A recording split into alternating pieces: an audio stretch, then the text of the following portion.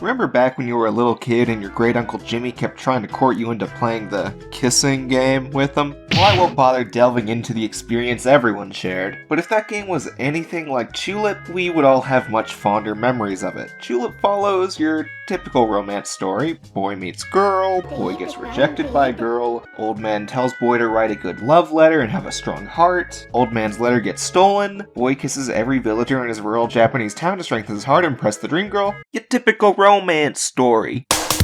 Alright, so Chulip was the first of 2 games made by Punchline. Mind you, it wasn't any of the development team's first round about the park. The producer, Yasuhiro Wada, worked on many of the Harvest Moon games pre-2010s, and the director, Yoshiro Kimura, is well praised for Moon Remix RPG Adventure. Moon's this PS1 RPG that never made it to North America until a few months from now, so I don't have as much to say on that game. Most of his other works are very small indie games that are neat, I guess. Although I assume I can raise a bit more interest in most of you if I introduce him as the producer of the original 2 No More Heroes games. But I'm going to tell you right now that those productions have just about no resemblance to Chulip, with the exception of the lack of shits both the main characters give.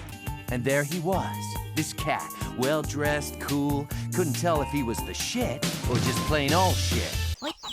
Chulip has you play as a self-insert boy who I named Watashi because hardy fucking har, and he aims to impress a girl he met in his dreams, who I named Hot Mama because it fits in the character limit. Watashi has just moved to a rural village known as Long Life Town with his father into a shabby 1-room, 1-bathroom home. Pretty big yard though. We then get to go around and learn that the townsfolk don't fancy Watashi and his dad too much. The locals look down on them for being poor since they equate that to a lack of happiness. And not being happy is something that everyone in this town fears. After you've introduced yourself to everyone you can, Hot Mama and her cat appear. It's a chance meeting. Oh man, can't wait to get that coochie.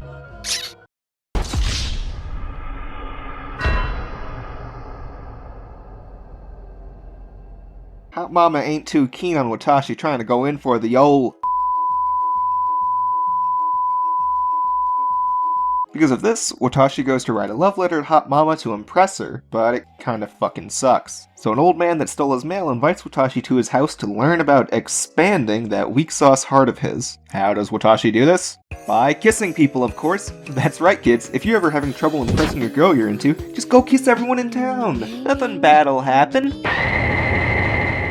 It's a little more complicated than that. You need to kiss them when they're in the middle of their viva, which is achieved when they're at their happiest. There's 2 types of citizens, underground citizens and regular ones. The underground ones are mostly just waiting next to them until they viva, with a few having more complex puzzles or conditions to them. The regular above ground citizens have full side quests on how to get their smooches. Some are pretty simple, some take a better portion of the game, and some I can't remember the first part of because I did play this game a few years ago and you can skip portions on repeat playthroughs. That little aspect would probably be important for speedruns, if the Chulip speedrun community existed. Although that little realm would probably be ruined by the fact that Chulip has a few smooches that have a random aspect to them. There might have been a few more that I just failed to recognize because I got them on my first or second try, but I noticed 2. The first one is Apollo, who's a rocket ship who goes up and down because he's a rocket. You need to kiss him when he gets on his feet and not his head. I didn't get his feet until I was like probably about halfway through the game, and I didn't notice any reason for why he'd always do his head, so I assume it's random. But he's right next to your home, which is the main save point for most of the game, so it's not a big deal. Now the more annoying one is Dr. Dandy. Jesus fuck. Okay, so here's the thing about Dr. Dandy. He is like the first guy you see. He's also with Michelle, and I forgot most of her quest because she was one of the ones I did a few years ago. But so the thing about Dr. Dandy is you need to find a frog, a cicada, and this popsicle to make a potion for him because he goes around at night. He's really fucking scary and I didn't like it. The frog and the cicada have a randomness aspect to them where they only come out of certain trash cans at a certain rate. The frog, I only got the correct one. I was actually second guessing myself because I never found the wrong frog that you're supposed to get. The popsicle's easy, you just need to go buy it. But that fucking cicada, I swear to God, it just does not want to come out of those trash cans. Dr. Dandy was the literal last guy I got just because I could not get the fucking cicada. And the worst part, okay, so I got the whole thing set, and the thing is you're supposed to use this little pill that you're supposed to give to him after he takes your blood. I thought I was supposed to take the pill and then he'd suck my blood and be good, because, you know, it'd be like some kind of mosquito thing. But I was wrong, so I finally had the thing, and I fucked it up, and I hadn't saved since before I got the cicada, so I had to try again. And Jesus shit, Dr. Dandy is just the worst smooch in the entire game. If it was not here, this game would be like 2 hours shorter.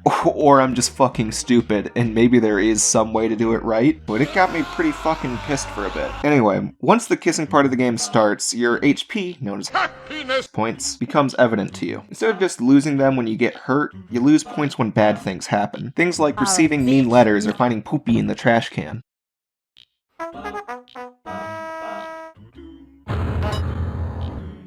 And then you can gain more happiness by doing fun things like reading manga or washing the poopy off your hands. It's real charming to see what shakes Watashi's feelings. Your HP starts pretty fucking low, but once you reach a given kissing short-term goal, the happiness tree will give you more happiness points. Leveling up is actually pretty important since there's a lot of kisses that require you to get hurt, including some of the main quest ones. As well as that, game over results in being booted to the title screen, which is annoying during the earlier game because you need to get specific kisses to unlock more save rooms. If I were to recommend any optional kiss to smack as fast as possible, it would be this old man. He gives you this apple that upon digestion gives Utashi the ability to run, so he's someone I wish I had gone after a bit earlier because I kinda just ran into him by accident while I was trying to figure out some of the other stuff. I do gotta say, this old man really is a fighter though. He keeps falling down and getting up. He's probably got a long story about how he wants the youth to be doing marathons and whatnot, but that's not really shared to us. A lot of the townsfolk have that, man, I wonder what their story is. Not in a mysterious way, but more like in that retired neighbor you don't know too well kind of way. You know, he comes by to tell you about neighborhood committee things, brings your dog by when she runs out, and gives out an opinion or two, but you don't actually even know what his job was. Then after you kiss someone, you actually get a little picture of them in your album, and it reveals something about them on the same level as finding a picture of your grandma at Woodstock. Getting some of the underground residents takes a lot of patience though. One of Chulip's main gameplay aspects is an in-game clock. Every character follows a specific pattern, and it's always the same every day. There's no different days of the week or anything, but most of the underground residents are only out for about 2 hours each day, with one in-game hour being about 30 seconds. A good chunk of them have some hints on what those times are, but you're probably going to run into some points where you just sit there waiting for them to appear. As well as that, the chances of you figuring out the answer to the ones you waited on during your first try are kind of slim, so I imagine you'll have to do it twice. For the underground residents of the main area of Long Life Town, it's not too annoying because you'll be passing by them pretty often, but there's also a good chunk of the game that you need to take the train to reach. 2 of the spots aren't large bothers since you only need 1 train to make it there, but there's one that you have to take a second train to reach, and on its own, that's not too bad, but you also need to be there at 8:30 to have a shot at the underground residents. And while this is really annoying from a fun gameplay perspective, I kinda have to give it a little bit of a praise narratively. So this whole little section is a factory that has faceless people doing remedial jobs. It doesn't take a historian to tell it's poking fun of post-war era Japan's heavy industrial boom, since everyone's being promised growth in the company, half the work is building new factories to keep working, and everyone is just a number to the higher-ups. I bring this up because if you fail to get the kiss you're aiming for, you've got to go through multiple extra steps of doing the morning workout, finding out which room has the lazy security guard, and then hiding in the right spot. And by the time you've failed, it'll be too late to take a train back home, which is the only place where you can skip time. So you just gotta sit here. Adding on to that, it'll take you a minimum of 3 tries to get everyone, but realistically about 6 or 7. Mind you, I am counting the main story parts to that number, but the repetitiveness of it still stands. The main thing I'm trying to say with that bit, though, is that it puts you in the mindset of a post-war worker drone. I'd more than likely be more upset about this if it was 2003 when the game initially released, but it's 2020 and I have my smartphone to distract myself while the clock ticks, so it's not too unbearable. Thanks.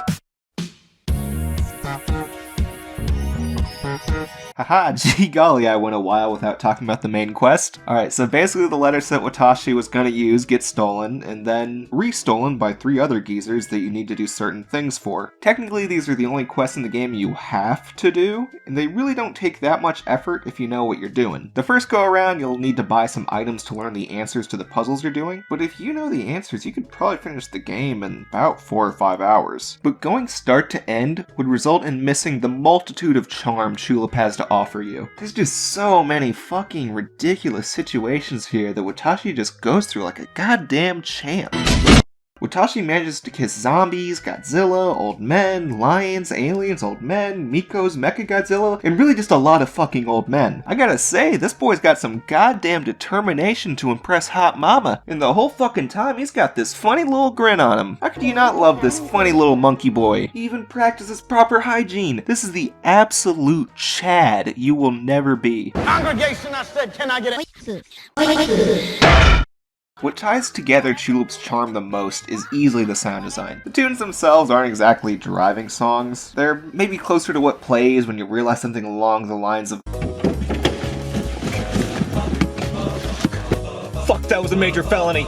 There's a few tracks with vocals that I'm gonna assume are comedic, but as may be evident by this point, I speak English, so I don't know what they are. What ties the mood more, however, are the sound effects. A good majority of the game doesn't have any music playing, so what you hear is just the sound of Watashi's footsteps, which actually change depending on where he's stepping, and you'll hear whatever funny noises are going on around him. The most amusing to me is the vocals of all the villagers. I was pretty close to calling it a fake language, but then I noticed some of them saying domo after getting a kiss.